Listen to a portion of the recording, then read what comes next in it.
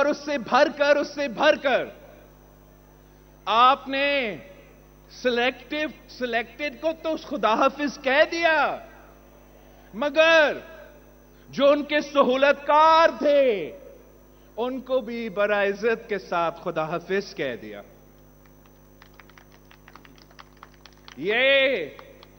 ये तो आपकी जीत है,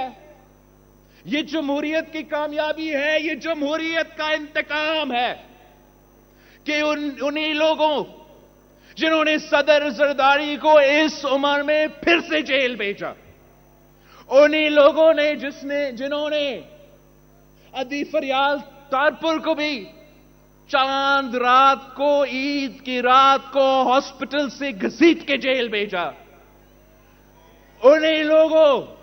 जिन्होंने अपने मुखालिफ के घर के औरतों को भी नहीं छोड़ा, आपने उनका सही बंदोबस्त कर दिया।